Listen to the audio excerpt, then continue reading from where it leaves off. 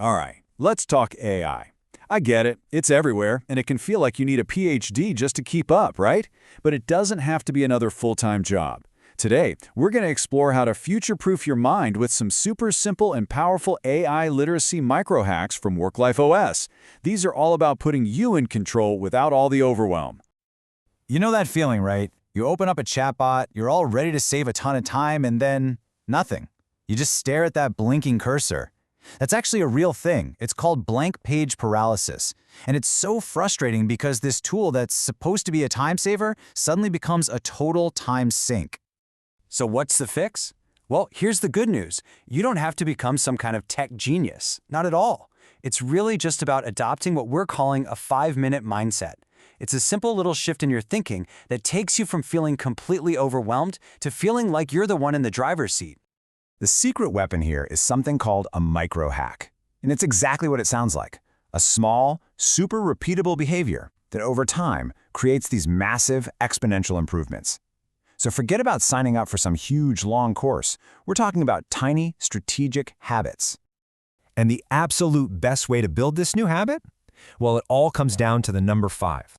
This is what's known as the 5-minute AI ritual, and it is incredibly simple. First, just identify one small thing that slows you down every day. Maybe it's summarizing long emails or just planning your to-do list. Second, create 2 or 3 really simple, repeatable prompts for that task. And third, just do it.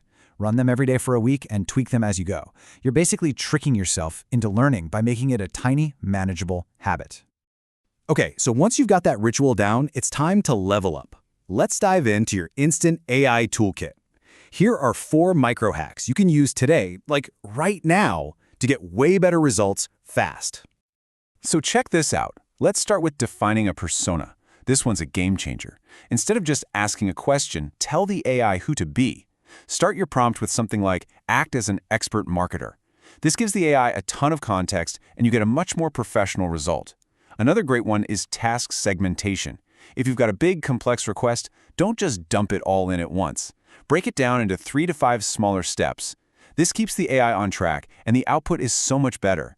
And oh, you've got to try the anti-confirmation bias hack. After you get a response, just ask, is there a better way to do this? That one simple question pushes the AI to review its own work and offer alternatives you probably hadn't even thought of. Now, getting great results is awesome, but it's only half the battle. Using AI effectively also means using it responsibly and safely. This brings us to a really critical point. You have to be the human double check. And one of the biggest reasons for that is a little phenomenon called AI hallucination. It sounds weird, I know, but it's when an AI confidently just makes stuff up. It'll give you a statement that sounds totally believable, but it's factually wrong. It's a fundamental challenge for all language models, so it's something you really need to watch out for. This is exactly why you can never trust the first answer an AI gives you blindly. Just think of it as a first draft, a confident guess from a very enthusiastic intern. Your job is to be the editor, the fact checker.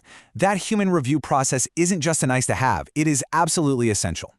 And speaking of being safe, let's quickly talk data privacy. Rule number 1, treat any public AI like a public forum. That means never, ever, ever input confidential or sensitive information. If you're dealing with sensitive topics, use vague, generic questions. And always, always check your company's AI policies before you use these tools for work. All right, so let's bring this all home. Let's talk about your very first microhack, the one you can start today. I want you to remember this quote, because it really is the secret to all of this. Speed isn't the goal, clarity is. AI's true power isn't just making you faster. It's about helping you make your own thinking cleaner and more structured. When you focus on getting clear first, the speed just comes naturally as a byproduct. So I'm going to leave you with a challenge, a question to put all this knowledge into action. What is one tedious, annoying task that you can just give to your AI assistant tomorrow? Just one thing. Start there, make it a micro habit, and you'll be well on your way to mastering this stuff.